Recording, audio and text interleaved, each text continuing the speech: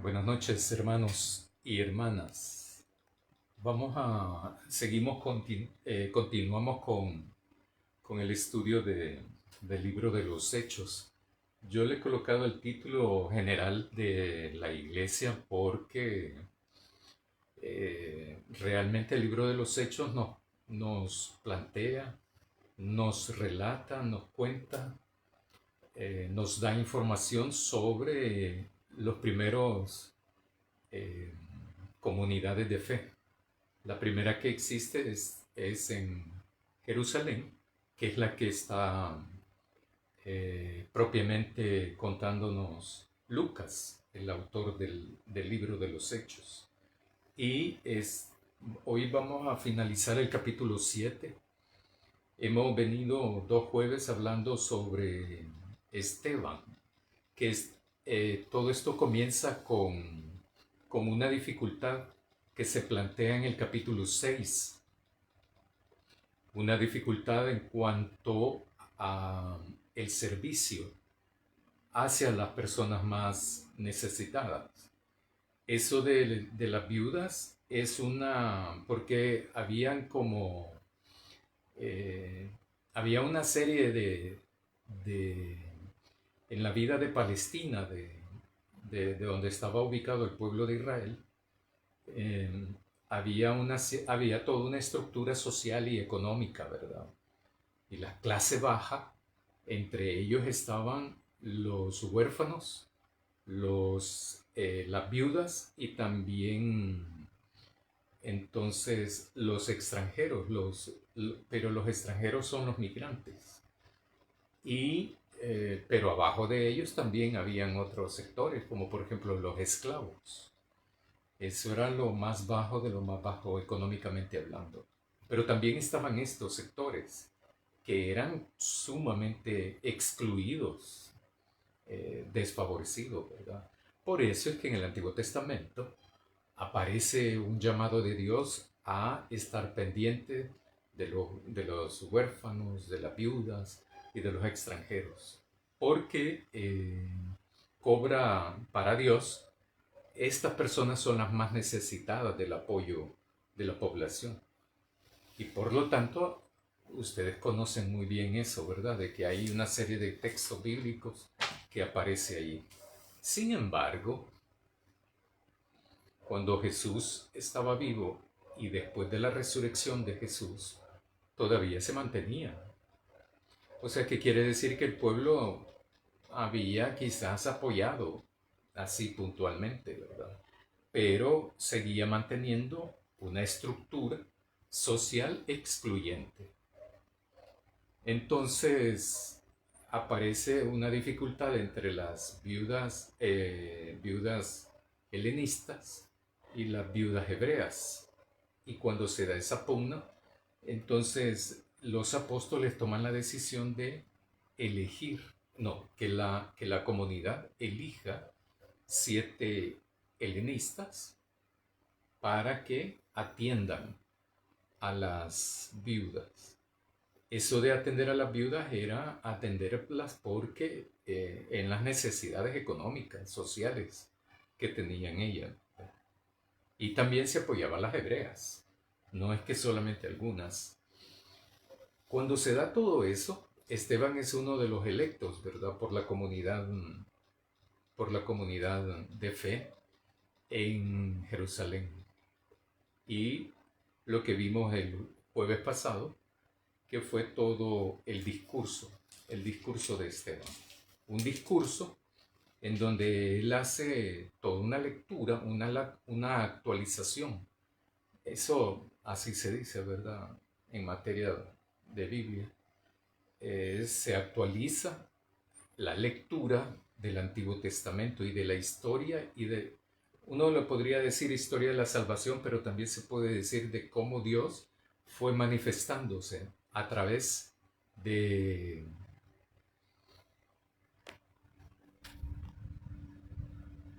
ah, perdón, perdón. Es que vi que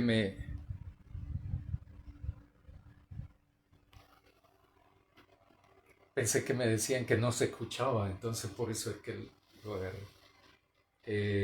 Entonces, el discurso de Esteban es una actualización, o sea, una interpretación, actualización de los textos, de cómo Dios fue interviniendo a través de la historia humana y particularmente del pueblo de Israel y del pueblo hebreo, que si bien es cierto parecen igual, pero no es lo mismo. Y en donde van interviniendo Dios y haciendo posible, Dios impulsando su reino, ¿verdad? O sea, su proyecto histórico también, Dios. Al final del versículo 51 al versículo 53 del capítulo 7, que con eso termina el jueves pasado, es donde hace todo un aterrizaje Esteban en el discurso. Esteban es un helenista, ¿verdad? Es un judío que se ha ido en la diáspora y aprendió la cultura de donde vivía, griega, aprendió el idioma griego también y la cultura de allá. Eso le pasa a todos los salvadoreños cuando se van a Estados Unidos. Tienen que aprender el inglés, peor en la actualidad, ¿verdad? Peor. Ahora no sobrevive mucho, ¿verdad? Nadie que se va, bueno, incluso las dificultades para entrar son más ahora que hace 6 años. Entonces, todo salvadoreño que se va para Estados Unidos, para Canadá, Australia, Suecia, Inglaterra, lo que sea, tiene que aprender el idioma y aprender la cultura también. Porque una persona que se va, emigra de su país y llega a otro, entonces tiene que aprender la cultura. Y eso es lo que les pasó a estos judíos. Estos judíos que se dispersaron por diversas razones económicas, también de seguridad, por la violencia, etcétera, etcétera. Entonces estos migraron desde hace siglos, fueron haciendo eso. Entonces fueron al mundo conocido dominado por el Imperio Romano y así fue que aprendieron la cultura también griega, helenista. Entonces Esteban es una persona que se conoce a Jesús cuando llega a Jerusalén y se transforma, ¿verdad? Y eso lo va uno deduciendo porque así aparece en el capítulo 2 del libro de los Hechos, donde llega mucha gente a celebrar Pentecostés, que no es lo mismo para nosotros, Pentecostés, que para los judíos, ¿verdad? Y entonces llegan ahí y entonces se da la transformación de la gente, conoce la presencia del Espíritu Santo para la comunidad de fe original, y esto con el Espíritu de Dios, Pedro se pone de pie junto con los demás apóstoles y discípulos y emite un discurso, una predicación, ¿verdad? Y ahí se dan conversiones y a partir de ahí empieza a haber otras conversiones que ya se cuentan por miles, ¿verdad? Entonces se presume entonces que Esteban es uno de ellos y es electo entonces Esteban para el servicio de las necesidades fundamentales para vivir, ¿verdad? Económicas, para este sector de la población. Entonces, cuando Esteban hace toda esa lectura, esa actualización de la interpretación de la ley, entonces termina diciéndoles al Sanedrín, duros de cerviz e incircuncisos de corazón y de oído. O sea, como que el corazón no se lo han circuncidado, o sea, está hablando metafóricamente, ¿verdad? Y los oídos también, como que los tuvieran tapados. Lo que les está diciendo es muy contundente.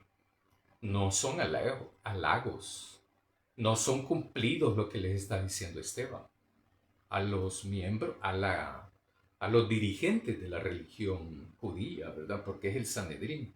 Recordamos que el jueves pasado también, bueno, el jueves pasado, hace 2 semanas me tocó hablar el martes. Y ese martes, entonces yo les decía cómo fue que la confabulación de algunos miembros de la sinagoga confabularon, organizaron, pagaron, sobornaron a otro grupo de personas para que testificara en contra de Esteban y dijeran que él era un blasfemo, lo cual era mentira. Y Lucas nos lo describe de esa manera, que era mentira. Y es así como llevan a Esteban al Sanedrín para que lo juzguen. O sea, para que lo condenen, pues. Y, y puede ocurrirle a Esteban cualquier cosa. Cualquier cosa. En el momento de la confabulación, en el momento de planear esto lo planean los miembros de la sinagoga, del lugar en donde se hablaba de la ley, o sea, de Dios, o sea, de la palabra de Dios. ¿Cómo es posible eso? ¿Cómo es posible de que en un lugar por excelencia de enseñanza de Dios se planifique también cómo destruirle la vida a otro fulano, ¿verdad? A otro prójimo, a otra persona? Y esto no son las del Sanedrín, esto es en una sinagoga. Eso lo vimos hace 2 semanas. Entonces, después llevan a Esteban al Sanedrín y es entonces donde Esteban hace esta lectura, actualización, y la reinterpreta todo eso y la actualiza. Precisamente porque él es una persona que está viva y entonces está dándole su interpretación a la ley de todo el proceso de salvación que ha venido haciendo Dios a través de la historia. Finaliza en el versículo 51 del capítulo 7, dice: duro de cerviz e incircuncisos de corazón y de oído. No oyen, no sienten, ni entienden. Ustedes resisten siempre al Espíritu Santo. Como ha hecho eso a través de la historia, ¿verdad? La actualización, la lectura y la reinterpretación de la ley, entonces está planteando de que también ustedes resisten siempre al Espíritu Santo, rechazan al Espíritu Santo, no quieren nada con el Espíritu Santo. Ese es el planteamiento. Como sus padres, así también ustedes lo están haciendo. O sea, ustedes no son distintos que los padres, o sea, no son distintos que lo que ha venido hablando de la historia. Desde Abraham parte él, Esteban, en su discurso.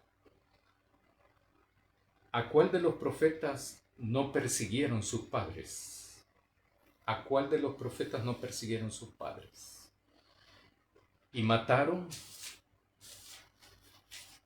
a los que de antemano anunciaron la venida del justo y ahora han venido a ser sus traidores y asesinos también. Entonces, son palabras fuertes de Esteban. Es un miembro de la comunidad de fe, porque todavía no se le está llamando iglesia en ese momento, solo una vez lo ha hecho Lucas. Y les estás diciendo eso. Asesinaron también a aquellos profetas que anunciaron la venida del justo. Y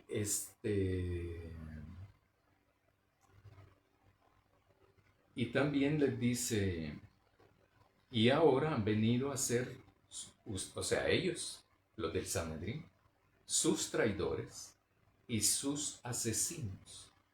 Ustedes que han recibido la ley por disposición de los ángeles y no la guardaron. O sea, la tienen, pero no la guardaron. La palabra guardar no es meter un objeto en un lugar seguro, sino que es guardar, es retener, es entender, retener, asumir. Eso quiere decir la palabra en griego. O sea, no la hicieron propia la ley. Lo mismo puede ocurrir ahora, en la actualidad. Podemos conocer la Biblia, podemos repetirla, podemos citarla, pero no vivirla. Y de nada serviría todo lo demás. De nada sirve. Porque esto de ser discípulo de Jesús o discípula de Jesús, no es a ver cuántos versículos me sé de la Biblia. Me sé 500, 100, 10, 1000 versículos. ¿Cuántos libros me sé de memoria? Eso no sirve, ¿verdad? Para nada. Ese no es el punto de esto. El propósito de todo esto es leerla, estudiarla, comprenderla y vivirla. ¿Vivirla en la vida de los demás? No. Es vivirla en la vida propia. Cuando yo vivo la palabra de Dios en mi vida, no me meto en la vida de nadie. Eso es indicador, pues, ¿verdad? Eso es algo bien indicativo. Cuando alguien se está metiendo en la vida de los demás, es que precisamente no está viviendo la palabra de Dios en su propia vida. Nadie nos dijo, no está escrito, por ejemplo, bienaventurados todos aquellos que se metan en la vida de los demás. Nadie. No aparece eso. Es todo lo contrario lo que sí aparece. Y lo que sí aparece es que no veamos la vida ajena en el ojo ajeno del propio, y mejor hay que ver los propios errores en uno mismo. Entonces, la palabra de Dios no solo nos invita, nos exige.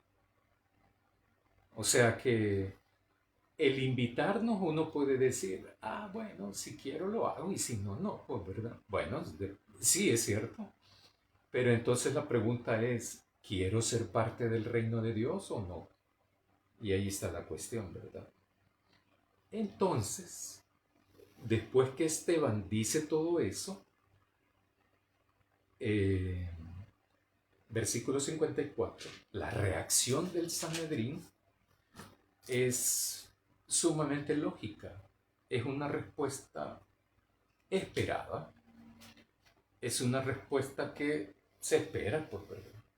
O sea, Lucas ya nos dijo cómo son los del Sanedrín. Nosotros, ¿verdad? Al leer el libro de los Hechos ya sabemos cómo es. O sea, nos vamos teniendo una idea de cómo son. Y si no, leemos cualquier evangelio y vamos a descubrir eso, pues, ¿verdad? Versículo 54. Escuchando estas cosas se enfurecían en sus corazones y crujían los dientes contra Esteban. Aquí es bien interesante esta cuestión, ¿verdad? Porque el Sanedrín tuvo una oportunidad aquí, una nueva oportunidad. Uno podría hasta decir, ¿verdad? Podría interpretar. Cualquiera podría interpretar. Dios le está dando al Sanedrín una oportunidad de transformarse, convertirse a Dios. Y entonces otro podría pensar, ¿y cómo se van a convertir a Dios si no eran ellos los que enseñaban de Dios? Pues sí, eso nos puede ocurrir en la actualidad a todos. A mí, a todos. A toditos nos puede ocurrir lo mismo. La reacción del Sanedrín, en lugar de recapacitar, se enfurecen, se enojan al extremo, ¿verdad? En lugar de recapacitar, corregir y creer el testimonio de Esteban, lo que hacen es enfurecerse y después cometen el delito y la atrocidad que cometen. Los religiosos, los que hablan de Dios, los que decían que tenían a Dios en su vida. Eso no hay que perderlo. Porque eso es lo que nos enseña también para la iglesia, a todos y a todas, los que conformamos una iglesia. Entonces es una oportunidad, pero ellos no, ¿verdad? Ellos lo que hacen es enfurecerse. Entonces el Sanedrín tuvo la oportunidad de escuchar, reflexionar, estudiar y tomar una decisión en virtud del discurso que le ha dado Esteban. Pero lo que hacen es todo lo contrario. Lo que hicieron fue reaccionar no con el cerebro, sino reaccionaron de manera muy básica, instintiva. Hay un autor que habla sobre esto y él lo pondría en lo reptilíneo de reptil, ¿verdad? O sea, la reacción del Sanedrín es carente de fe, carente de conocimiento de las Escrituras y una falta de espiritualidad, porque no tienen una vida en comunión con Dios. Si lo hubiesen tenido, otra cosa hubiese pasado, y ese capítulo 7 hubiese sido de otra cosa, y no del asesinato, ¿verdad? Entonces, este texto, esta historia de Esteban, este testimonio de Esteban, nos puede y nos debería de llamar la atención ahora a estar alerta de uno mismo, no alerta de los demás, de uno, de saber dónde está ubicado en el plan de Dios uno, no los demás, uno. Y entonces, también por otra parte, como iglesia, nos debería de llamar la atención para saber cuál es nuestro rol, nuestra función, nuestro compromiso con Jesús. Porque eso es lo que está haciendo Esteban.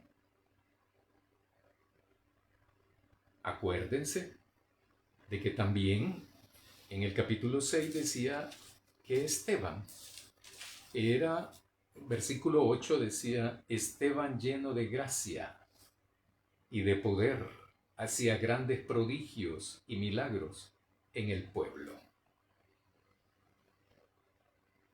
Que es el campo de acción de toda iglesia. No soy yo como individuo nada más, sino también hay que buscar allá afuera. Es que mi campo de acción es la familia. Muy bien, exactamente, eso sí, pero no basta con la familia. No basta con eso. No somos llamados a eso. Nuestra meta no es la familia. Es cierto, ¿verdad? Hay personas que hablan, incluso hay métodos de evangelización de los círculos concéntricos, ¿verdad? Etcétera, etcétera. Y es cierto, ¿verdad? Entonces, sin embargo, hay algunas personas que esgrimen eso, que no está en la Biblia eso, ¿verdad? No está. Pero esgrimen eso como para poder entonces justificar, hasta que complete mi familia yo no puedo llegar a mis amistades. No, eso es una salida olímpica, que no tiene ninguna base ni ningún fundamento bíblico eso. Porque no lo podemos encontrar en ninguna parte. Pero y aquello que dice yo en mi casa, pues sí, pero no se queda en la casa, ¿verdad? Hay que leer todo el libro para poder entonces descubrir todo eso, ¿verdad? Ahora bien, en el versículo 55, pero Esteban, lleno del Espíritu Santo, y puesto los ojos en el cielo, vio la gloria de Dios y a Jesús que estaba de pie en la diestra de Dios. Y dijo, he aquí veo los cielos abiertos y al Hijo del Hombre de pie a la diestra de Dios. Entonces, versículo 57, entonces gritaron a gran voz se taparon los oídos y a una se precipitaron sobre él, le echaron fuera de la ciudad y le apedrearon. Los testigos dejaron sus vestidos a los pies de un joven que se llamaba Saulo y apedreaban a Esteban mientras él invocaba diciendo: Señor Jesús, recibe mi espíritu. Y puesto de rodillas clamó a gran voz: Señor, no les tomes en cuenta este pecado. Y habiendo dicho esto, durmió. O sea, fue asesinado, en otras palabras. No es que haya descansado, ¿verdad? Y eso tiene que ver con todo lo que vamos a ver después. Y aquí aparece Saulo, ¿verdad? Mencionado, porque yo les decía hace 2 semanas que con Esteban hay un giro en el libro de Hechos, nos deja toda esa parte de Jerusalén y ya vamos entrando hacia todo lo que de la expansión, la socialización, la difusión de las enseñanzas de Jesús, de los dichos y hechos de Jesús, que se fueron transmitiendo, difundiendo, no solo en Jerusalén, no solo en Canaán, sino que también más allá de las fronteras. Y por eso es que también entonces aparece ahí Saulo, porque ya nos va, Lucas ya nos va encaminando, introduciendo hacia toda esa área de ministerio. Lo que hay que tener en cuenta de que la proclamación del Evangelio no se detiene. No es solo para la parte controlada por el Imperio Romano, ¿verdad? En Asia Menor, ni nada de eso, sino que se mantiene aquí en Jerusalén y se va expandiendo. Bueno, llega a partes de lo que sería ahora Siria, Irak, y la parte esta y algunas regiones de África también. Y Asia Menor, por supuesto, ¿verdad? Donde está Turquía y todo eso. Este asesinato es provocado, incitado, dirían algunos, por Esteban. No, no es provocado por él. Esto comienza con la gente de la sinagoga, que empieza a ponerse de acuerdo entre ellos, a confabular, ¿verdad? A armar el paquete, decimos popularmente. La estrategia, cómo va a ser. Y hay dinero de por medio también para el soborno, pues. Porque como la gente eso es viejísimo, ¿verdad? La gente no hace nada sin dinero. Y entonces se da todo esto. Esteban se ha considerado también en la historia de la iglesia como el primer mártir. Mártir viene de la palabra amartía, que quiere decir mártir propiamente dicho, o testigo también. Mártir, se le llama mártir a toda persona que es asesinada, que le quitan la vida, es asesinada por el motivo de su fe. Y eso sí se ve en Esteban. Les dice lo que les dice. Entonces, alguna gente podría pensar, el Sanedrín es toda una estructura de poder. Ahí, como ya lo he mencionado en otras ocasiones, incluso en la escuela bíblica, en donde el Sanedrín tenía toda una estructura de poder. Ellos tenían un poder social, económico y político hasta cierto nivel, hasta cierta cuota. Porque también ustedes ya saben eso, que estaba dominado toda la zona esa por el Imperio Romano, ¿verdad? Y tenía un regente ahí que era el que dominaba todo esto. Pero estos permitieron la estructura de poder y tenían como a un gobernante títere, se le llama también popularmente, ¿verdad? O sea, al servicio del Imperio Romano.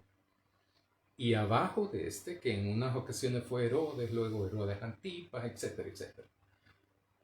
Luego abajo de Herodes estaba el Sanedrín. El Sanedrín sí eran las autoridades de la religión judía, pero tenía implicaciones sociales, económicas también y políticas. Y en el Sanedrín estaba siendo conformado por diferentes expresiones también de fe, fariseos, saduceos, entre otros. Y cada quien tenía su interpretación sobre la ley. Unos creían en la resurrección, otros no creían en la resurrección, y así, ¿verdad? Pero ellos tenían cuotas de poder y toda una estructura, etcétera, etcétera. Entonces, a ese lugar es donde han llevado a Esteban, con difamaciones, testimonios falsos, pruebas falsas, dirían otros ahora. Entonces, con testigos falsos también, etcétera, etcétera. Eso no es solo de ahora, pues. Eso se ha dado siempre, ¿no? Y la gente metida en la religión judía, ¿no?, es la que está confabulando todo esto también. Entonces, alguien puede decir, es que Esteban tuvo la culpa. Si él se hubiera quedado callado, no le hubiera pasado nada. No es cierto. Eso tampoco es cierto. O sea, Esteban dice lo que tiene que decir. No lo dice por un capricho. No lo dice porque no tenga nada que decir, sino que por una convicción de su fe en Dios y en Jesús. Y ya hemos visto eso, y ustedes pueden leerlo con detenimiento también el capítulo 7, y pueden llegar a la conclusión también igual, o no, también. Entonces, claro, o sea, decir la verdad tiene un costo. Tiene un costo. Callarse la verdad tiene un costo. ¿Quién te va a cobrar el costo si dices la verdad? ¿Quién te va a cobrar el costo si te quedas callado? Esa es una pregunta que hay que respondérsela. Entonces, lo que dice Esteban al Sanedrín no se puede calificar ni juzgar como mentira, ni como antojadizo, ni como se metió en política, como dicen ahora, ¿verdad? Bueno, ahora ya no lo dicen, pero en los años 70, 80, sí había bastante eso, había bastante. Y cuando habían asesinado a sacerdotes o a pastores también, hay una lista de pastores. Entre ellos también había un pastor bautista, que fue asesinado en el norte de San Miguel en 1981, que tenía talleres vocacionales en la iglesia, ¿no? Antes se le conocía como eso, así, ¿verdad? Tenía un taller sobre corte y confección, se le llamaba en esa época. Lo que después se ha llamado un taller de costura. Y el otro, no recuerdo cuál era el otro de esa época. Yo me interesé cuando supe eso, cuando llegué al seminario y supe de eso.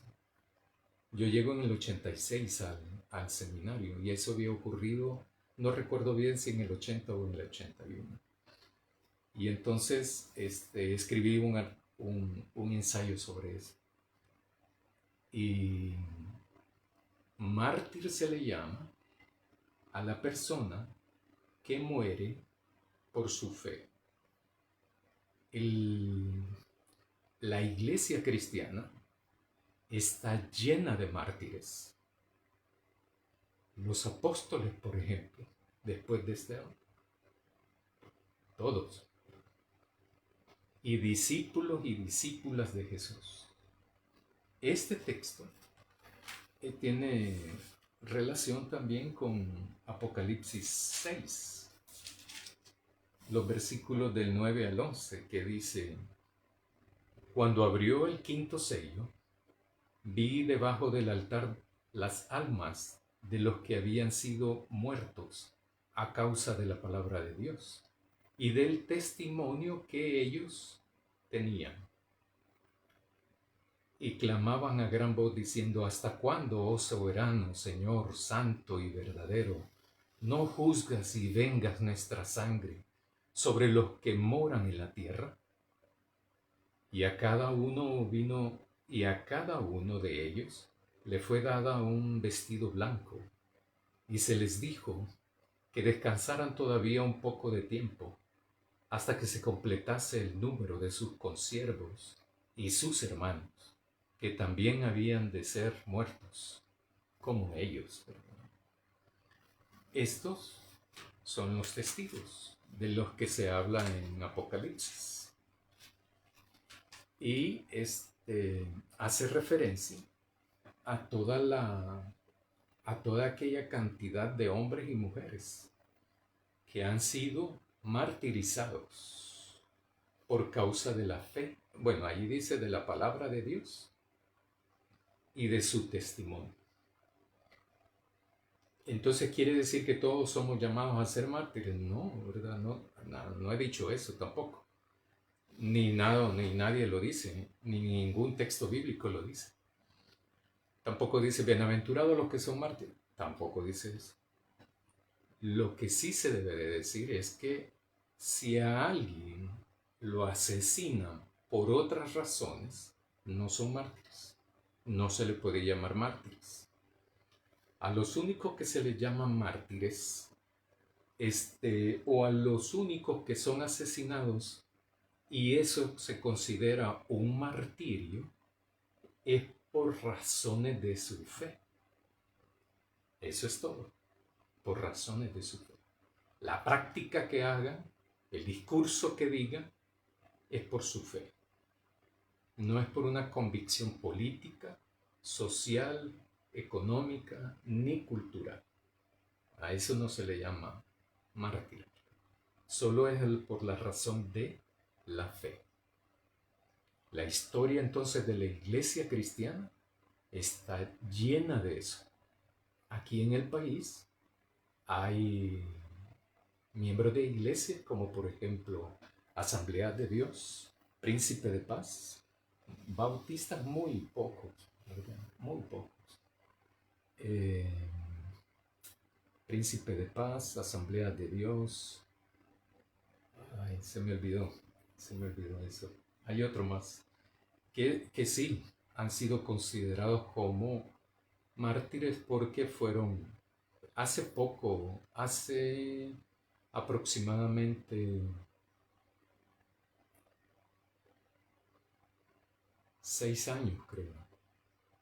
Conocí el último, que era de la iglesia Lima, que las maras y las pandillas lo asesinan por ser un pastor de distrito, se le llaman ellos, porque él era de los que supervisaba esto de los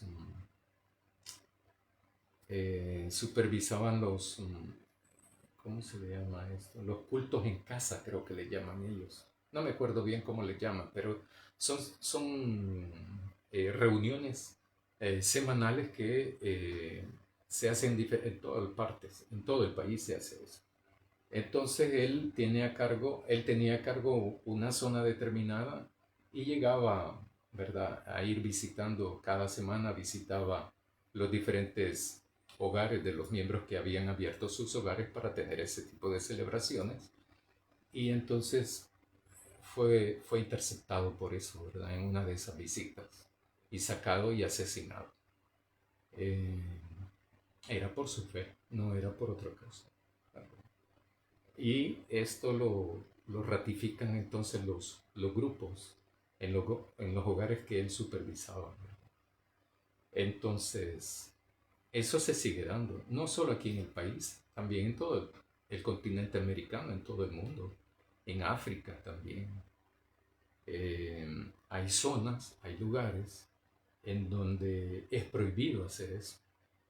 Es prohibido reunirse, es prohibido leer la Biblia, y no porque sean comunistas, ¿verdad? Sino porque son imperialistas, pues, ¿verdad? O sea, dictadores que no les permiten hacer eso. Bueno, aquí cerca, ¿va? A la Iglesia Católica en Nicaragua les prohíben todas estas de las procesiones públicas afuera de los templos. Es prohibido hacer eso. Entonces hay restricciones, no tan lejos, ¿verdad?, del país. A eso se le llama martirio, cuando una persona es asesinada por razones de fe. Esteban es considerado entonces como el primer mártir de la iglesia cristiana. Ahora bien, uno puede basar toda la interpretación aquí desde la perspectiva de Esteban, o también puede concentrarse en el Sanedrín. Lo más común es Esteban, y es bueno, es muy bueno hacerlo. Sin embargo, también en el Sanedrín nosotros podemos aprender mucho del Sanedrín, a no hacer lo mismo. Uno puede aprender porque alguien le enseña de cómo hacer bien las cosas, o también ver el ejemplo de cómo no podemos imitar, ¿verdad?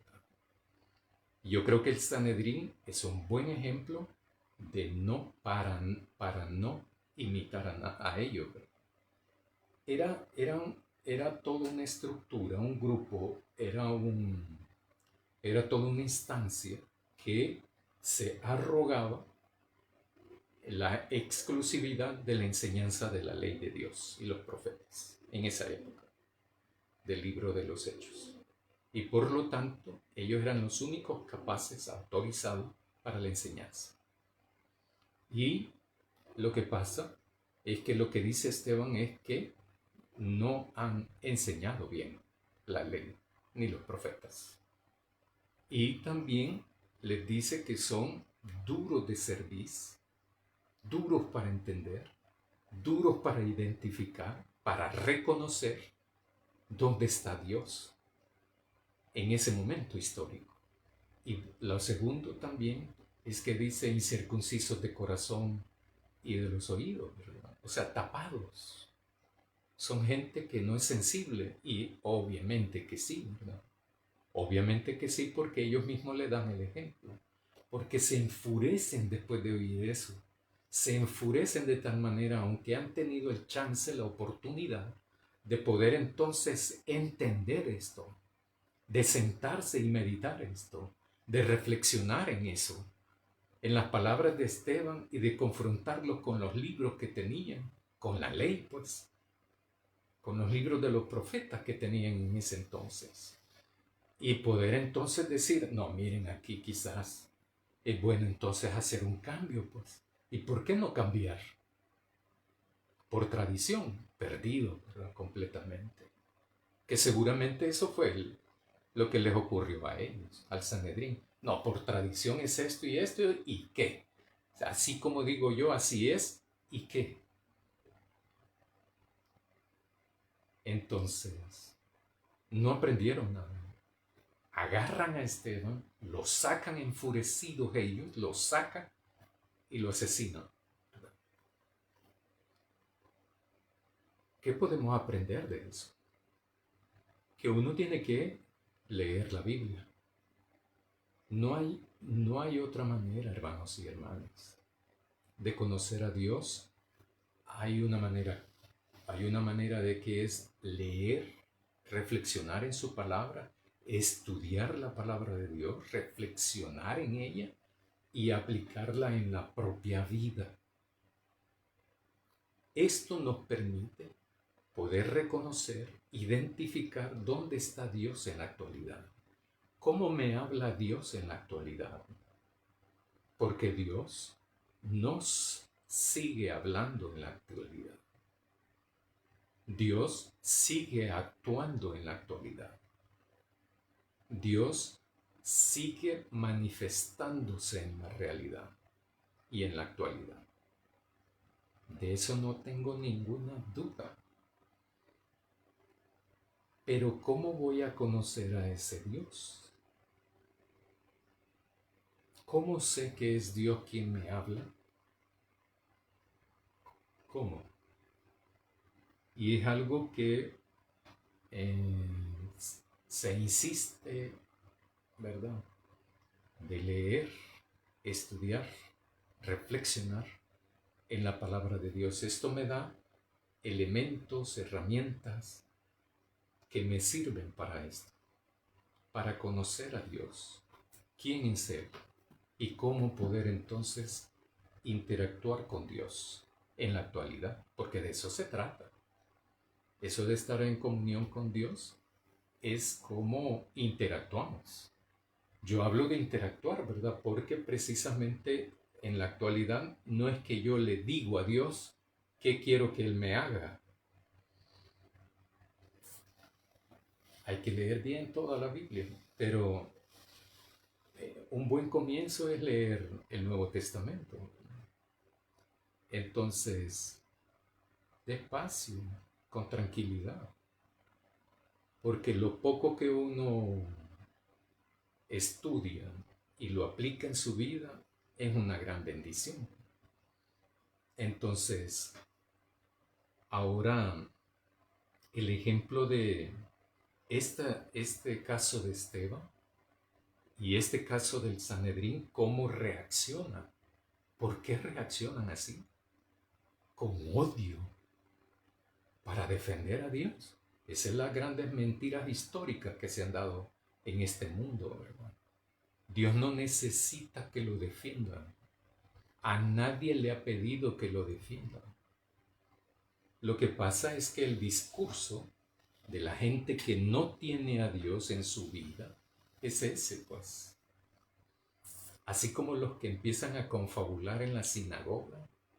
Hay que leerse el capítulo 6 si no se acuerdan de eso. Donde empiezan a confabular. O sea, yo me pongo a pensar, por ejemplo, ¿y los de la sinagoga qué representaba para ellos la sinagoga? ¿Un club de mafia o qué? ¿Y qué representaban los miembros del Sanedrín? El mismo Sanedrín. ¿Qué era para ellos eso? Que le podían quitar la vida a otro, solo por salvaguardar el buen nombre de Dios. ¿Dónde está eso? Entonces, ahora en la actualidad, entonces yo me pregunto, ¿qué rol debo de desarrollar yo como creyente en Jesús? Lo importante aquí, lo primero que uno tiene que hacer es estudiar la palabra de Dios. Porque mi fe no debe de estar basada en lo que diga un fulano de tal, sino la palabra de Dios. Porque precisamente por eso nosotros la asumimos como palabra de Dios. Pero hay que estudiarla para eso. Hay que estudiarla. Segundo, eso me da elementos, me da valores, porque entonces yo digo, si el valor del reino es justicia. Entonces me quito la injusticia y asumo el valor del reino de Dios, que es justicia. Pero la justicia de Dios no es igual a la justicia humana. Por eso es que la justicia humana necesita una conversión a la justicia de Dios. El amor, la capacidad de amar de Dios no se parece en nada, absolutamente, a la manera de amar de los seres humanos. Si yo soy una persona convertida, ya no amo a mi pareja, ya no amo a mi esposa, a mi esposo, a alguien, ¿verdad? O a los hijos, como yo quiero, sino como Dios me dice. ¿Por qué? Porque como yo tengo fe en Dios, ¿verdad? Y Él es mi Señor, mi Salvador, mi Dios. entonces le obedezco, pues. No hay de otra manera. No existe otra manera. Si tiene alguien otra, me la dice, ¿verdad? Pero yo no la he encontrado. Entonces, ¿por qué? Porque yo me convierto a Dios. No es que Dios se convierte a mí. Válgame Dios, ¿no? Semejante cosa. Y es así. Es así la cuestión. Entonces, en la medida que uno lee la Biblia, la estudia poquito a poco, la reflexiona y la aplica para uno, la conversión se va dando. La transformación de la forma de ver la vida cambia. La forma de amar cambia. De actuar cambia. Porque el decir tener fe en Jesús o en Dios o en los dos es evidente. Es evidente. Muy evidente. Solo cierro con un ejemplo que vimos el domingo pasado con esto del lavado de los pies. En el Evangelio según Juan, en el capítulo 13. El lavamiento de los pies no me hace humilde. Lavarle los pies a nadie me hace humilde a mí. No. Porque eso no es un rito. Que si cumples eso, te haces humilde. No. Entonces, al estudiar el texto, entonces Jesús da un ejemplo, un símbolo, una enseñanza. Los símbolos precisamente tienen un significado. Por eso se llaman símbolos. Porque tienen un significado. Por ejemplo, toda figura, si está como un círculo y una rayita transversal, quiere decir prohibido. Prohibido parquear, etcétera, etcétera. Ese es un símbolo que tiene un significado. Entonces, el lavar los pies a los discípulos, Jesús lo que está haciendo es transmitiendo un símbolo, o sea, un significado. Pero ahí se trata de que se rompe esa cuestión, de la jerarquización de las cosas. Él siendo Señor y Maestro, le lava los pies a los discípulos. Entonces, ellos tienen que entender, por la función que van a desempeñar más adelante, que no es de cuestiones de poder según los seres humanos. Y ya hemos visto en el libro de los Hechos que el poder a que se refiere de la presencia del Espíritu Santo es para poder testificar. Y si se fijan en el texto de ahora, en todo el capítulo 7, bueno, el capítulo 6 y 7, cuando se menciona a Esteban, siempre se dice que está lleno del Espíritu Santo o el Espíritu de Dios. Siempre.